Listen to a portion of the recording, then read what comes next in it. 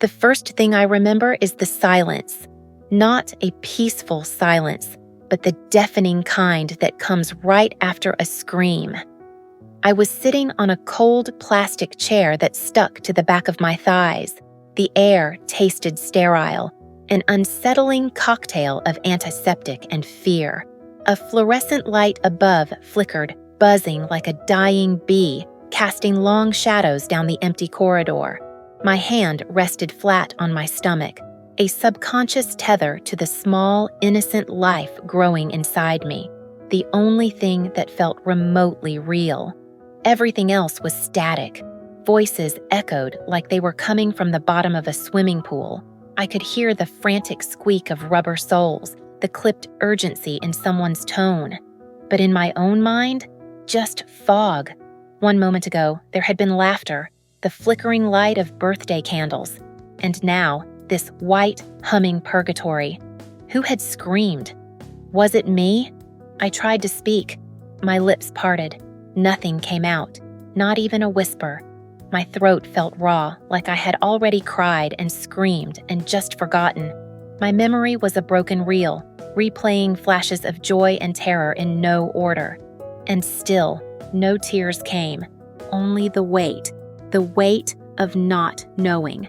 I shifted in my seat. A faint red stain clung to the hem of my dress. Chocolate? Blood? I didn't know.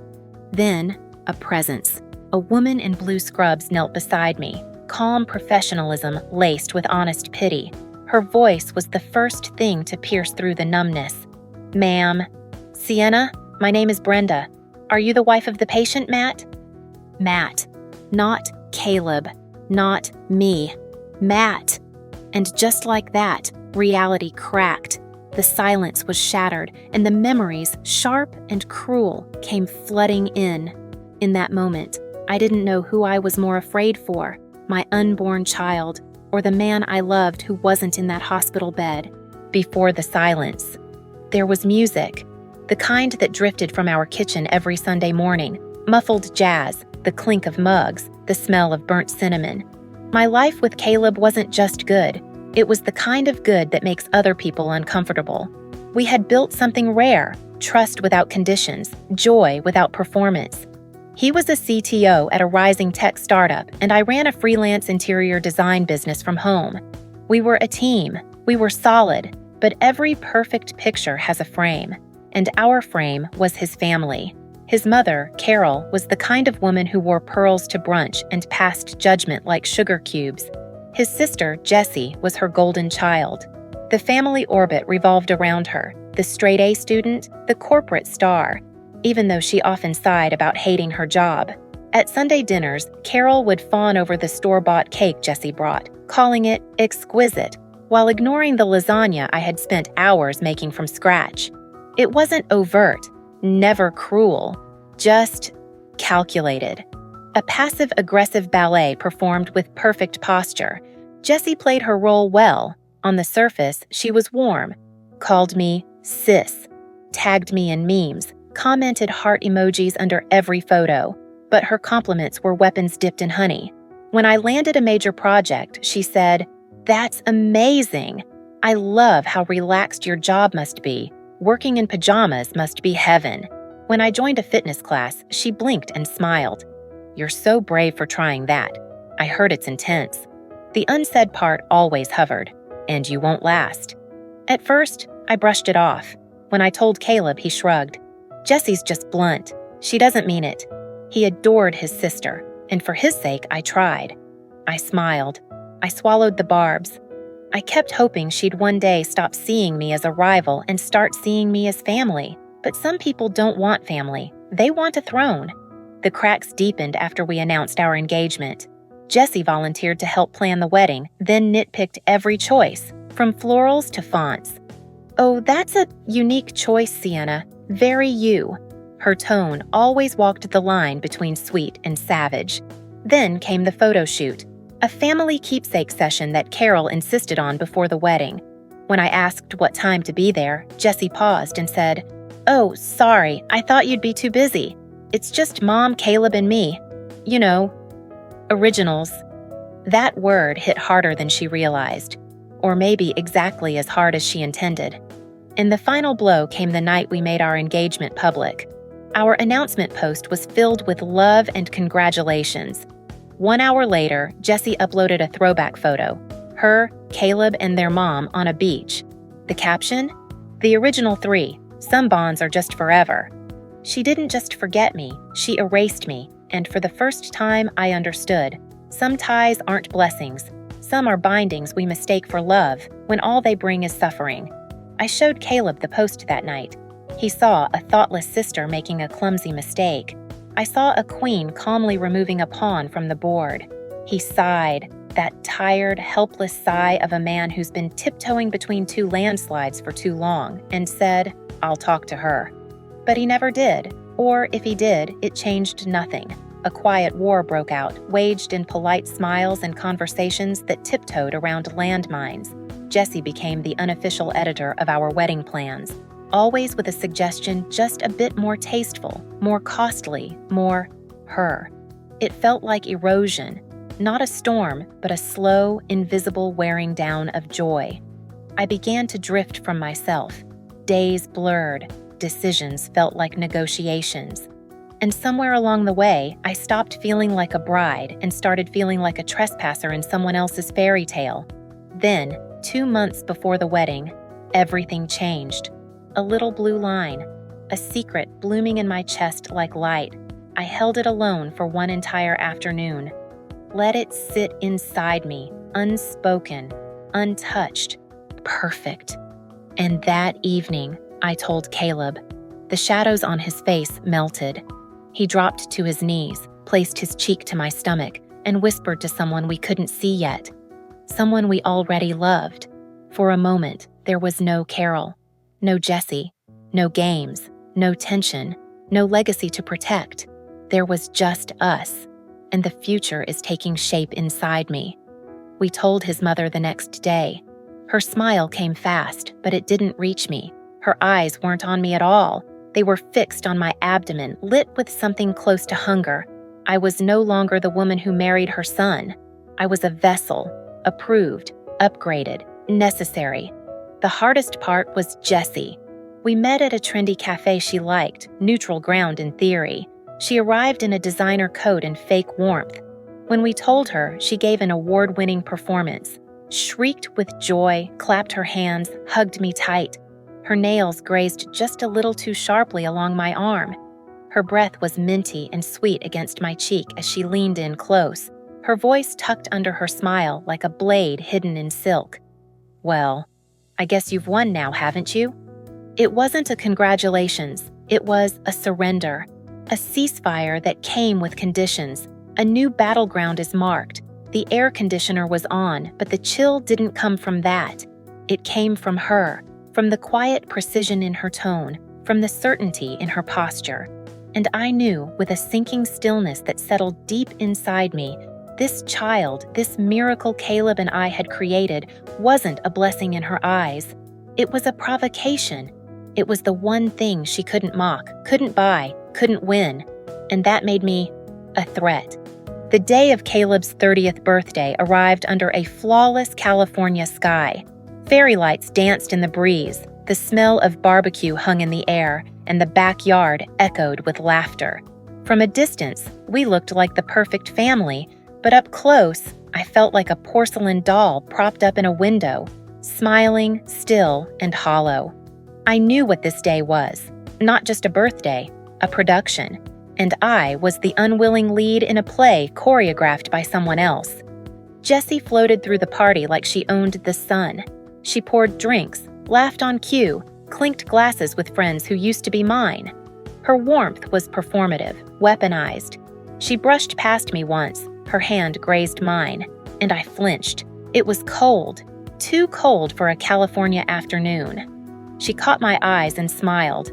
That smile, the one that said, "Everyone here loves me. What are you going to do about it?" I kept a hand on my stomach, as if I could shield the baby from the toxicity in the air. Caleb was radiant, buzzing with joy, oblivious to the silent war lines carved beneath the surface. He kissed my temple, murmured, "See, it's all good now," while Jessie laughed 2 feet away. No, Caleb, it's not all good. Then came the moment I didn't know I was bracing for. Cake time. After Caleb blew out his candles, Jessie clapped with theatrical delight. Wait. Before we cut that one, I have a surprise. For our other guest of honor. She looked straight at me. The party paused. She vanished into the kitchen and returned moments later, holding a dessert so pristine it looked photoshopped. A small chocolate tart glistening under the fairy lights, crowned with a single perfect raspberry. She placed it in front of me like a prize or a warning. "I made this just for you, Sienna," she cooed, voice syrupy. "To celebrate, well, everything." The word clung to the air, heavy with implication. My spine locked. A scent wafted up, dark chocolate, something citrusy, and something else. Faint, metallic. Maybe I imagined it, maybe not. A tremor rippled through my gut. The baby shifted, or maybe I just needed to believe he had. It was a beautiful trap. If I ate it, I was gambling with my child's life. If I didn't, I'd be the ungrateful witch who ruined the party. Jessie would get to tilt her head in wounded confusion. I just wanted to do something nice, and everyone else would nod. Because what kind of woman refuses a handmade dessert from her pregnant sister-in-law? I looked at the tart, then at Jessie. Her eyes didn't blink. My throat tightened, my hands began to sweat. No fingerprints, no overt threat, just a stage, a spotlight, and one deadly prop. My heart pounded. My instincts screamed louder than logic. Not today, not like this. So I smiled, tight as a piano wire, and placed my palm over my belly. "Jessie, this is gorgeous," I said, my voice as light as frosting. "But apparently this little guy's boycotting chocolate this week. You know how they get, huh?" A beat. "Maybe I'll wrap it up for later, once he stops being such a diva," I added with a self-deprecating laugh. Polite chuckles floated around us. The tension thinned, barely. Jessie's expression didn't falter, but I caught the flicker in her eyes. A crack in the performance. I hadn't just declined a dessert. I had sidestepped a landmine. But I also knew something else. She wouldn't stop here. The moment passed. The polite laughter faded, and the hum of the party swelled to fill the silence. Jessie's smile remained intact, but the spark in her eyes had flickered out.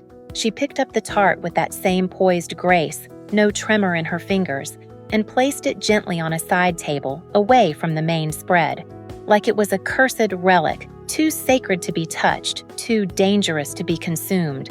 To everyone else, the awkward moment was done. Caleb leaned close and whispered, "Thanks for handling that so gracefully." He thought it was just a social hiccup. I knew it was the first salvo in a war I hadn't declared. The fairy lights above us no longer twinkled like stars. They looked like sterile, flickering eyes, watching, judging. The distant laughter now sounded brittle, too sharp, like glass about to crack. And every long shadow stretching across the yard seemed to carry a whisper, "Watch your back." Jessie didn't look at me again. She turned her attention to the guests, smiling too wide, her voice a little too bright. She was painting over the crack in her mask with theatrical strokes, desperate to preserve the illusion. But I saw it, a fault line running through her perfectly polished exterior. Across the patio, Carol glanced at me, her mouth pressed into a tight line, judgment, thinly veiled. In her eyes, I hadn't been clever. I had been cold, rude, disrespectful, the sister-in-law who couldn't even accept a gift. And then, there it was, the tart, sitting like an offering on that little table. Not a centerpiece, but a cursed talisman. No one touched it. Guests passed by, paused briefly, drawn to it like moths to a flame, then quickly moved on. Like they knew, like something about it felt wrong. It radiated tension. My own slice of birthday cake lay untouched in my lap. I had no appetite. My eyes stayed locked on that tart. I was waiting for the bomb to go off, but I didn't expect it to choose the wrong target. That's when Matt returned. He strolled out from the house, carefree, holding a screwdriver in one hand, grinning like he'd just solved a mystery. "Got the speaker fixed," he called out to no one in particular. Then he spotted the tart. His eyes lit up. "Whoa, this looks amazing. Who left this beauty untouched?" he said, walking toward the table. Jessie turned. Her body stiffened mid-sentence. "Jessie, babe," Matt said, already reaching for the fork. "You really outdid yourself." Time splintered. My mind screamed, but my body froze. I weighed the cost of yelling. Would they think I was crazy? Paranoid? Would I ruin Caleb's day in front of everyone? Or would I let someone die for me in front of my eyes? Across the yard, Jessie's face changed. Her hand twitched forward involuntarily. A step aborted halfway. Her lips parted. No words came. Her eyes widened, not with annoyance, but pure, undiluted panic. The mask was gone. What was left was raw fear, not for herself, for him. Matt didn't notice. His fork was already slicing through the glossy chocolate crust. The room, no, the whole world faded. All that existed was Jessie's face, frozen in a silent scream. The fork met the tart. A soft crackle of pastry, a faint squish of chocolate filling, and then silence. A single suspended moment where the world held its breath. Matt brought the fork to his lips, eyes closing in blissful anticipation. He chewed once, twice. His smile was genuine, untroubled. For a heartbeat, a wild, impossible hope flared in my chest. Maybe I was wrong. Maybe it was just a tart. Maybe I had finally become the paranoid woman Jessie always wanted me to be. Then Matt's eyes snapped open. His smile faltered, replaced by a look of profound confusion. He swallowed hard, a dry, convulsive motion in his throat. "That's weird," he mumbled, voice thick and distant. "Tastes metallic." He looked at Jessie, eyes narrowing. "Honey, what did you put in this?" Jessie didn't answer. She had turned to stone. Her mouth parted slightly, her hand still lifted midair, as if she could stop time from advancing with a gesture. Her eyes weren't on Matt. They were locked on me. Matt's hand flew to his throat. He coughed, dry, rasping, cutting through the party's hum like a blade. Heads turned. The music felt suddenly obscene. He coughed again, harder. His body jerked forward. "I can't breathe," he choked out, barely audible. And then chaos erupted. People screamed. Someone knocked over a tray. Caleb lunged toward Matt, yelling his name. "Matt, what's going on, man? Talk to me!" Matt's face turned a deep, terrifying red, eyes bulging. He clawed at his neck, desperate for air that wouldn't come. The scene fractured into fragments, flashes of terror, the clatter of chairs, the smell of sugar and sweat, and something else, something sour. Carol rushed forward, hands flailing. "Is he choking? Does anyone know the Heimlich?" Her voice was shrill and useless, but I knew.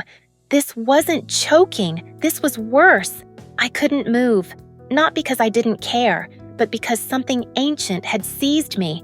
The raw certainty of knowing death had brushed past me, paused, and chosen someone else. My eyes darted back to Jessie. She hadn't moved. Her hand trembled now, just slightly. Her eyes were dry, too wide. Her lips moved, silently forming Matt's name. One step forward, then she stopped. She wasn't rushing to save him. She was watching a misfire, calculating the damage. And in that moment, I saw her fully. Not as a sister-in-law, not even as a villain, but as a woman who had gambled with death and lost everything. Someone screamed for an ambulance. Caleb attempted the Heimlich, his arms shaking, but Matt's body slackened. His limbs went limp, his eyes rolled back, and then he collapsed, right into Caleb's arms, a dead weight. His head hit the ground with a sickening thud beside the broken pieces of the tart. Everything else vanished. Sirens, shouting, crying, a hand on my shoulder. I didn't turn. I stood frozen, one hand pressed to my stomach, not protectively, not fearfully, just aware. The tart, the offering she had crafted with such precision, now lay destroyed. Its dark filling oozed like blood across the patio tile. The poison had found its host, just not the one its maker intended. And yet, as I looked at Jessie, something strange settled in me. Not triumph, not rage, just a bone-deep, silent knowing. This was karma. Ruthless, unblinking, and razor-sharp. It had worn her husband's face, walked in on her perfect party, and whispered, "You chose this." And in that cruel clarity, I found no peace, only silence. The flashing red and blue lights painted our perfect backyard in strokes of panic and despair. I watched from a distance as the paramedics worked on Matt, their movements urgent and precise. Their voices were calm, a stark contrast to the sobs and shrieks echoing around them. I felt strangely detached, like my soul had floated out of my body and was watching the scene from above. The world had narrowed to a series of disjointed images: a discarded fork, the crimson stain of a single raspberry against the white of the patio tile, the frantic, helpless look on my husband's face. The hospital waiting room was a circle of hell painted in beige. The air was thick with the scent of stale coffee and fear. Caleb was a ghost, pacing back and forth, his face pale, his hands raking through his hair. He was trying to hold it together, to be the strong one, but his grief was a physical thing, a tremor in his shoulders, a hollowness in his eyes. And then there was Jessie. She was performing grief. It wasn't just crying, it was a full-body spectacle. She collapsed into chairs, her sobs racking her body, her hands clutching her head as if in unbearable agony. It was the most convincing performance of her life. She was playing the role of the grieving widow before her husband was even gone. And Carol, my mother-in-law, was her captive audience. She wrapped her arms around Jessie, murmuring soothing nonsense, stroking her hair. She didn't once look my way. In this new unfolding tragedy, I was once again an outsider, an inconvenient footnote to a story that wasn't mine. I sat alone on my plastic chair, a silent island in their sea of shared history and theatrical sorrow. Hours passed like minutes, minutes like lifetimes. A doctor came out, his face grim. Matt was alive. Barely. He was in a medically induced coma. The word poison was never used, but severe allergic reaction and toxic ingestion were floated like trial balloons, heavy with implication. That's when the police arrived. 2 detectives, a man and a woman. Their faces were impassive, their questions quiet but sharp. They spoke to Caleb first, then Carol. Then they turned to Jessie. She looked up, her eyes red and swollen, the picture of a broken wife. She recounted the events through practiced sobs, her voice trembling. But just before she spoke, her lashes fluttered. Once. A beat too long, like someone hitting their cue. And then she delivered the final masterful stroke. I don't know, she wept, clutching a crumpled tissue. He just collapsed. Everyone was eating everything. But wait. She paused, her eyes widening as if a horrifying memory had just surfaced. She looked from the detective to me, her gaze a mixture of feigned confusion and accusation. Sienna. She was the last one with the tart. She was going to eat it, but then she said the baby didn't want it. She pushed it away. Jessie took a shuddering breath. And then Matt? He picked it up right after her. She didn't accuse me directly. She didn't have to. With a few carefully chosen words, she had drawn a neat, clean line from me to the tart, to her dying husband. She had painted me as the intended recipient of a cursed gift and the last person to touch the weapon. And the tart itself? Gone. Swallowed. No crumbs, no plate. Just a story now. Hers. The detective's eyes shifted to me. They were no longer sympathetic. They were calculating. And I knew. The war had just entered a new, terrifying phase. Detective Flores's gaze pinned me to my seat like a needle through silk. The silence buzzed, swollen with Jesse's carefully dropped accusation. Caleb turned to me, his eyes wide, desperate. I knew what he was looking for. A lifeline. An explanation simple enough to erase this whole nightmare. But this wasn't family drama anymore. This was a chessboard, and I was suddenly in check. What? Caleb's voice broke through the tension, raw with disbelief. No, that's insane. Sienna would never. He stopped mid-sentence, glancing between my frozen face and Jesse's shattered performance. Doubt, like a hairline crack in glass, had begun to spread. Detective Flores turned his full attention to me. His expression remained unreadable. "Ma'am," he said flatly, "can you confirm? Did you give the tart to Mr. Henderson?" My throat burned, but I forced my voice to stay steady. Every word was a chess move. If I moved too fast, I'd lose. If I hesitated, I'd be checkmated. "No, Detective," I said calmly. "I never gave it to him. Jesse offered it to me. I declined." "Why?"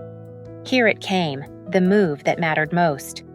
"I have a severe, life-threatening nut allergy," I said, meeting his gaze head-on. "Specifically to walnuts and pecans. Jesse has known this for years. The tart was a chocolate pecan tart. So no, I didn't touch it." A flicker of something passed over Flores's face. Interest, maybe. He scribbled something in his notebook, then turned back to Jesse. "So you made a dessert with a known life-threatening allergen for your sister-in-law?" Jesse's sobs swelled. I forgot. Oh my God, I completely forgot. My head's been spinning. With Matt being so stressed, I just wanted to make something he loved. I didn't think." It was masterful. In a single breath, she turned from suspect to martyr. She wasn't malicious, just forgetful. Not dangerous, just overwhelmed. A nurse poked her head in. We were asked to step out while Matt's condition was reassessed. Outside the room, Caleb rushed to me, placing both hands gently on my arms. "Sienna, I know you didn't do anything, but why didn't you just say something about the allergy at the party?"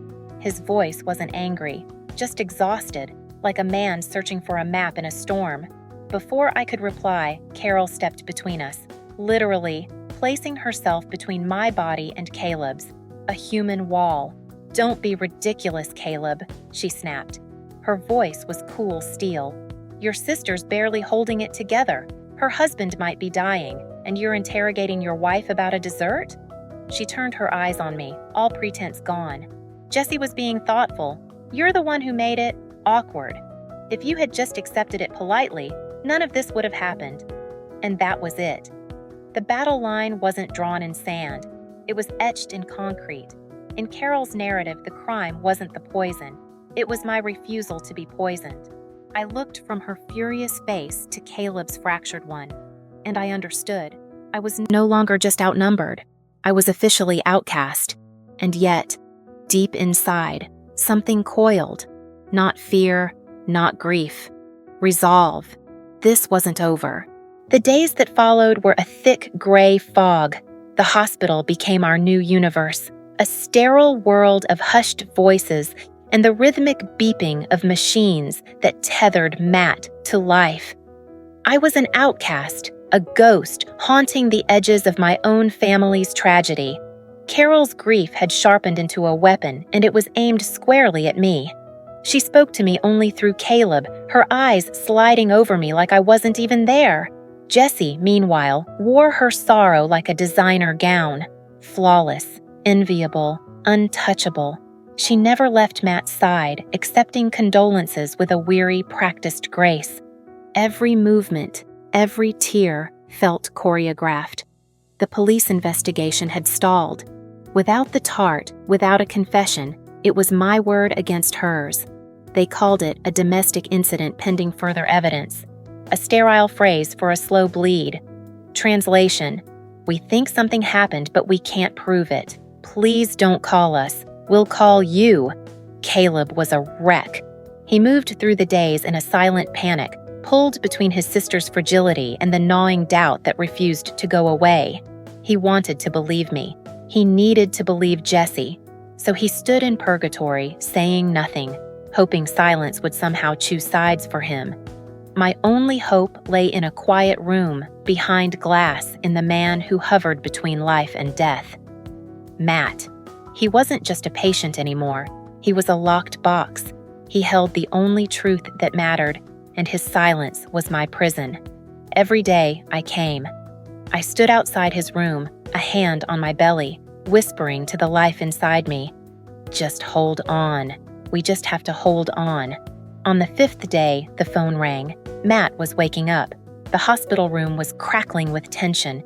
Jesse and Carol were already there, flanking his bed like sentinels. Caleb stood by the window, arms crossed, face pale. I stayed near the door, unwelcome, unnecessary, unspoken. Matt's eyes were open but cloudy, searching. He looked at Jesse, and for a beat too long, there was no recognition.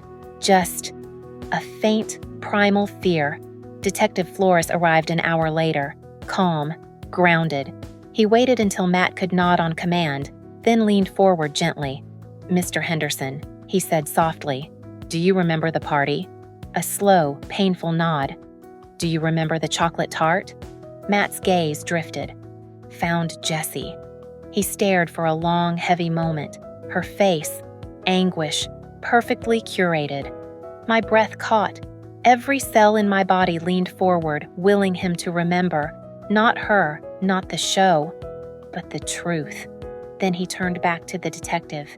His voice was a rasp, brittle with dryness, but every word landed like a hammer.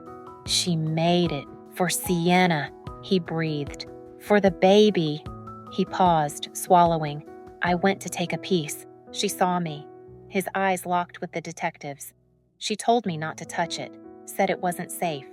Not for me." The silence that followed Matt's words was heavier than any sound. It was the silence of a verdict delivered. Every lie Jesse had ever told, every perfect performance, every backhanded compliment, it all crumbled in that single, sterile hospital room. Her carefully crafted facade reduced to dust by a few whispered truths from the man she thought she'd silenced. Detective Flores calmly closed his notebook. The sharp snap echoed like a gunshot. His eyes moved from Matt, now drained and sinking into the pillow, toward Jesse. For the first time, his professional mask slipped and his voice turned to steel. "Jessica Henderson," he said, low and firm, "I think you and I need to have a conversation downtown." That's when the dam broke. The actress evaporated. All that remained was a woman, terrified and cornered.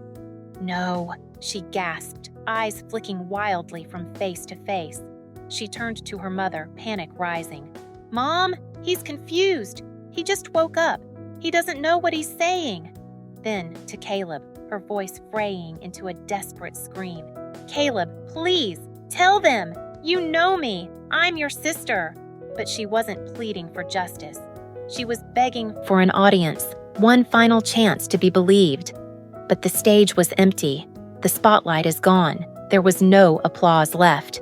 Carol stood frozen, her face collapsed inward, grief and horror folding together. The lioness who'd roared to protect her daughter had vanished. All that remained was a mother staring at the ashes of her own denial. And Caleb, my husband. He didn't look angry. He didn't look heartbroken. He looked hollow. The storm behind his eyes had passed, leaving a still, barren plain. He looked at Jesse, truly looked, maybe for the first time, and the last thread of misplaced loyalty snapped, soundless. 2 uniformed officers entered. As they gently but firmly took Jesse by the arm, she lunged one last time, fingers grasping for Caleb's sleeve. "Caleb!" His name broke on her lips like glass. He didn't flinch. He didn't speak. He simply took one deliberate step back. Small, quiet, final. A boundary drawn not in sand, but in steel. In that moment, years of guilt, confusion, and divided love collapsed into dust. He hadn't chosen me. He hadn't chosen her. He had chosen the truth. I stood still as they led her away. I watched the queen fall, checkmated by the very hand she thought she controlled. There was no triumph in it, no vindication, just silence. As the door clicked shut, Caleb's hand found mine. The first time he'd touched me since that awful night. His grip wasn't strong. It trembled.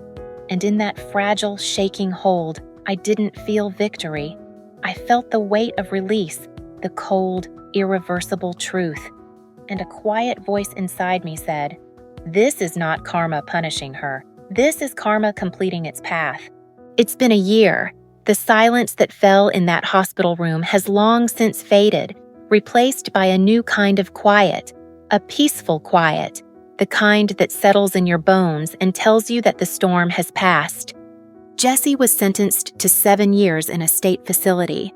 The number felt arbitrary, almost meaningless to me. She and Matt were divorced before the trial even concluded. I hear through the family grapevine that our mother-in-law, Carol, visits her every month, clinging to the ghost of the daughter she thought she knew. I don't feel anger toward her anymore, just a distant, quiet pity for a woman who lost 2 children in a single day, one to prison, the other to truth. Caleb and I, we had to rebuild from nothing. The birth of our daughter, Clara, wasn't a magic wand. It didn't fix what was broken, but it gave us a new foundation. There were nights of raw conversations, of him confronting the shame in his silence, of me slowly reopening the gates of trust. But we walked the long road together. His hand no longer trembles in mine. It's firm now. It's home. As for Matt, he recovered slowly. The physical wounds healed faster than the emotional ones. I sent him a photo of Clara on the day she was born. He wrote back just one line, "She has your eyes, thank you." He visits sometimes. Our talks are simple, tender, the kind where most things don't need to be said. We are survivors of the same wreckage, not siblings, not lovers, just 2 souls who nearly drowned in the same storm. And somehow, that quiet bond means everything. I still think about that chocolate tart, the weapon she made to destroy my life. For months, I obsessed over justice. I imagined the gavel, the cold bars, the courtroom silence. I thought revenge was the only cure. I thought watching her fall would finally make me whole. I was wrong. This morning, the sun streamed through our window and lit the dust dancing in the air. Clara was giggling on the floor, chasing sunbeams with her little hands. Caleb sat beside her, his eyes full of a love so pure it softened every hard part of me. I watched them from the couch, warm coffee in hand, and suddenly it hit me. A peace deeper than silence. A sweetness that didn't come from revenge, but from stillness. Life continues beautifully, in spite of it all. The sweetest revenge wasn't watching her be punished. It was this moment, this laughter, this ordinary, breathtaking life. She failed to ruin me, and that was enough. Peace did not come because Jessie suffered. Peace came because I stopped needing her to. The path of karma wasn't about her punishment. It was about my own release, letting go of the need for vengeance and finding peace in simply being free of her. And if you're still here, listening, and my story echoes some silent battle you're fighting, know this: there is strength in you still sleeping, and a peace waiting for you on the other side of this storm. Keep walking. If these stories of resilience and reckoning speak to you, I invite you to join our circle. Subscribe, hit the bell. We've got more stories to tell, quiet ones, messy ones, healing ones, and we'd be honored to walk beside you.